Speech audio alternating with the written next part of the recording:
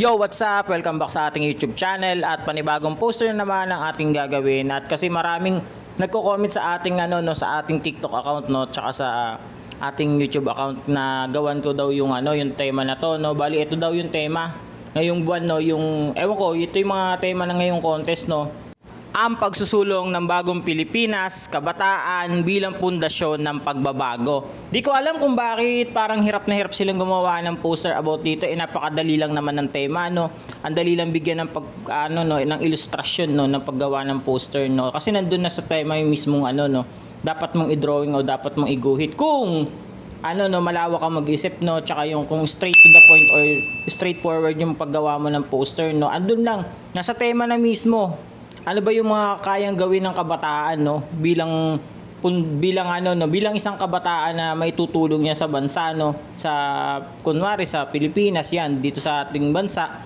kung ano yung kaya niyang maibigay o maibahagi bilang kabataan na makakatulong sa pagbabago ng ng ating bansa. Yun lang, ganun kasimple So ano ba yung mga dapat ano yung mga kakayahan ng kabataan na pwedeng iambag maitulong sa pagbabago ng Pilipinas. Napakadali lang bigyan ng ng ilustrasyon. Kung nahihirapan kayo sa mga symbols, may mga symbols tayo dyan sa ating YT channel Panoorin mo na lang kung para saan yung ginagamit. May mga naka-part 3 na nga ako ng mga simbolismo na pwedeng gamitin doon So yun, panoorin mo na lang Bali, hindi ko napapahabain yung mga explanation dito. Dito lang sa poster na to makikita mo pa lang drawing ka lang ng mga kabataan ng mga bata na kung ano yung mga pwede nilang maiambag maitulong sa pagpaunlad ng bansa Ganun lang. Kasi syempre nga, 'di ba, sabi ni Dr. Jose Rizal, ang kabataan ng pag-asa ng bayan. At saka yung mga kabataan ngayon sobrang advanced lang mag-isip Ang dami na nilang nalilikhang mga makabagong bagay Ang dami na nilang idea, 'di ba? So ayun, ganun lang kasimple, 'di ba? I-apply mo lang sa paggawa ng poster yung mga idea na may ipapasok mo. Yung mga bagay na kayang gawin ng isang kabataan. Ang dami tulad ng mga SK program yung mga programa na ginagawa ng mga barangay yan, yung pagtulong sa paglilinis ng kapaligiran, 'di ba, bilang kabataan, paghikayat sa mga kabataan na lumuhok sa mga aktibidad na makakatulong sa barangay nyo, yan, 'di ba? Yung mga feeding programs, ayan, yung paglilinis, pagturo sa mga kabataan ng pagbabasa, ganyan, 'di ba?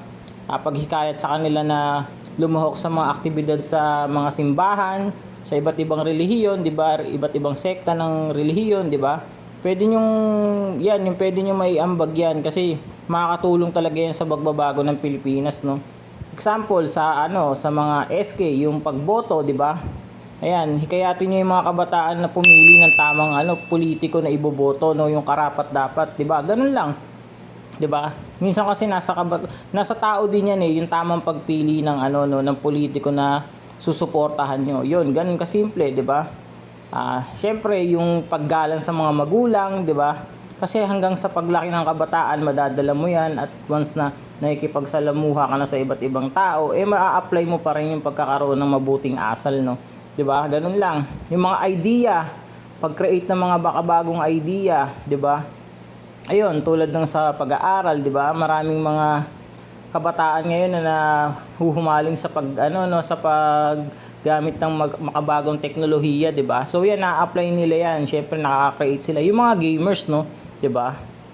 Nakakatulong na sila sa kanilang pamilya, nakakatulong pa sila na ma-improve yung teknolohiya ng bansa, 'di ba? Ganun lang, kasi syempre makakapag-build sila ng kung ano yung course na gusto nilang makuha, 'di ba? Kapag once na nakatapos na sila, ayan yung pagpupursige sa pag-aaral, 'di ba? Kasi 'di ba sabi nga yung edukasyon is yung kayamanan na hindi kayang manakaw, So kailangan bilang isang kabataan na may pangarap, may mataas na pangarap, kailangan mapursige mo na makapagtapos ng pag-aaral. Kahit sabihin mong hirap ka sa buhay, meron namang iba't ibang paraan kung paano ka makakapagtapos ng pag-aaral. Lalo na kunwari kapag once na nasa kolehiyo ka na, pwede kang mag-apply ng mga yung working job, working student sa mga fast food o kaya yung mga helper lang kahit papano. Pwede rin yung sa technology, 'di ba? Yung iba encoder na o kaya yung iba naman syempre kumikita na rin yung iba through social media, ayan, nag-affiliate sila, 'di ba? Extra income na rin yan na makakatulong sa kanila, 'di ba? Ganun lang. ayun, maging ano ka, gawin mong isa kang ehemplo, no, mabuting ehemplo bilang kabataan, no, para sa ano, no, sa mga kapwa mo ring bata, syempre para magkaroon din sila ng idea kung paano ba maging maayos yung pamumuhay mo, 'di ba? Hindi ka lang didepende sa mga magulang mo o kaya sa mga bagay na nakikita mo na maganda, 'di ba? Minsan kasi kung ano, minsan kasi yung mga bagay na nakikita natin na akala natin maganda, minsan yung pala yung nakakasama. So ayun, piliin mo yung tamang landas, no, bilang isang kabataan. Ayan, makikita nyo sa poster natin, no. Ayan, puro kabataan lang yung ginawa ko, 'di ba? Iba't ibang kabataan, mayroong bata, lalaki, ganyan, babae. So yan, ang simple lang, 'di ba? Oh, ayan, ganyan-ganyan lang. Tapos ibang atake na naman ng poster yung ginawa ko para silang ano, no, para silang nakatingin sa baba, no. 'Di ba? Ayan, para ang tinitignan nila sa baba kasi yun nga, para silang naglalaro, no. Ayan, ganyan lang yung kinuha kong idea, no. Ganyang atake lang ng poster, 'di ba? Napakasimple lang, bali parang idea lang 'to, no, na pwede mong i-apply sa poster mo. Ganun lang kasimple yung gagawin. Pwede ka rin gumamit ng mga ano, no, ng mga hagdan, bilang parang simbolo ng stages. O kaya naman yung bricks, ayan, bricks, pwede rin yung mga jigsaw puzzle, yan, 'di ba? Pagsubok, ganyan. O kaya yung mga building mats, ganyan. Mga simbolismo 'yun, 'di ba? Ang dali lang gawin ng ano, ng idea na 'to. So, ayan, sa pagkukulay, pili lang kayo ng maayos na pagkukulay, ng maayos na kulay kasi ito nga yung parang syempre sa kabataan, huwag kayong pumili ng dark, no? More on positive vibes lang tayo. So, gumamit tayo ng matitingkad na kulay. As usual, masaya, enjoy pa rin. Kailangan maibigay natin yung vibes na gusto nating ipakita sa loob ng poster. Syempre nga, puro kabataan. Kailangan maging parang ano, no, matingkad, no? Buhay na buhay yung kulay na i-apply natin sa pagkukulay, sa process ng pagkukulay. Meron din tayong tutorial dyan. Panoorin nyo lang sa YouTube. Ayan. Meron din dyan lahat ng mga katanungan nyo about sa paggawa ng poster. Meron tayong mga videos. Nag-upload ako ng mga tutorial at saka mga ideas, techniques, tips kung paano gumawa ng isang poster. Ayan, huwag kayong tamaring manood. Nandyan lang yan, nasa sa inyo yan kung gusto nyo matuto. Diba, manood lang kayo lang manood ng mga videos natin. Marami na akong naipanalong kabataan na sumali sa contest, no, dahil sa panonood lang nila ng mga video sa atin sa ating channel, no. Yun lang yung maibibigay kong tips sa inyo, no. Panoorin niyo lang yung mga videos natin sa ating channel. Ayan, marami kayong matututunan. May babasa niyo rin naman yung mga comment natin sa ating TikTok, no, sa ating channel, sa ating Facebook channel. Ayan, may mababasa niyo yan. May mga nagko-comment yan na nagte-thank you kasi nga syempre na-apply nila yung mga sinasabi ko dito sa ating channel. Yun lang talaga yung purpose ng channel natin, is makapagturo ng mga bagong kabataan, no, na gustong matuto, no. Yun, sa mga magagaling na at marurunong na, ayun, congrats sa inyo at syempre tuloy-tuloy nyo lang yung pagsali, no, ma-apply nyo yan.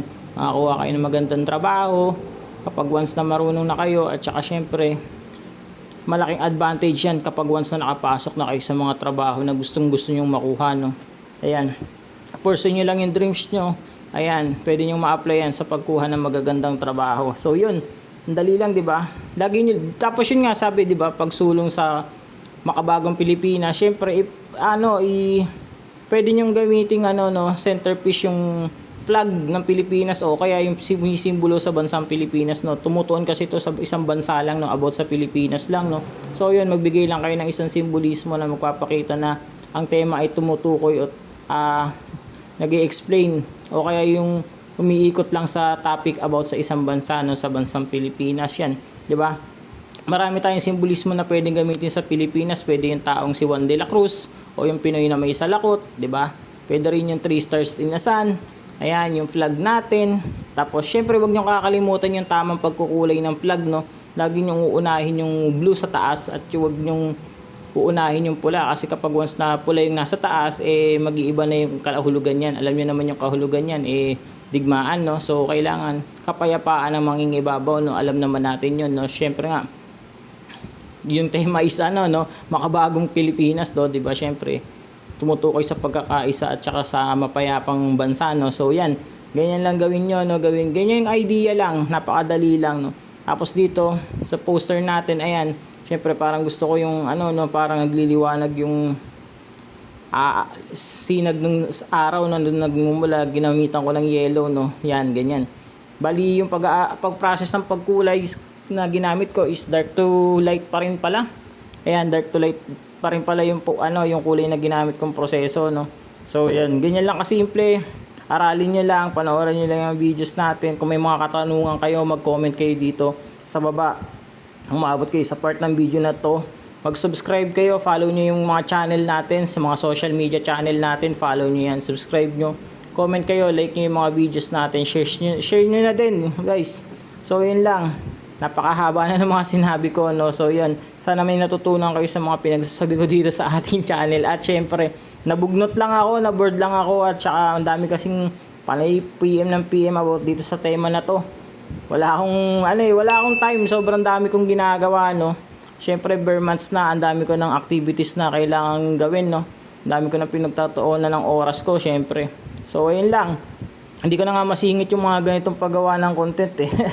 Tsaka ang tagal din kasi nitong gawin totally sa isang oras. Ang dami mo nang pwedeng magawang bagay, no. Kaya yun lang, para lang makatulong sa inyo yun, ginawa ko tong videos na to, no. Sa mga tatanong yung bulak pala, hindi nga ako gumagamit ng bulak guys. Pag nag-a-apply tayo ng pagkukulay, no, yun, ganun, panlinis lang siya ng pastel. So yan, panoorin yung videos natin. Yan, malaking tulong yung mga videos natin dyan, lalo na sa mga nagsisimula pa lang, no. By the way, yung mga kumukopya pala ng mga gawa natin, mag-credits na lang kayo, wala namang masama sa gumaya sa mga gawa natin dito sa channel. Credits nyo na lang. Tsaka pwede yung pang-practice siguro, pang-practice nyo kung paano maggawa ng poster. Pero wag nyo na sigurong isali sa isang contest kasi baka mamaya ma-disqualified pa kayo at mangyari na masabihan lang kayo na gumaya lang, no. Yun, parang pride mo na rin yung matatapakan kapag once na ganun, no. Marami naman tayong tutorials yan, marami tayong idea na pwede nyong i-apply lahat ng mga pwede nyong matutunan, makukuha nyong ideas dito sa ating channel. Yun lang.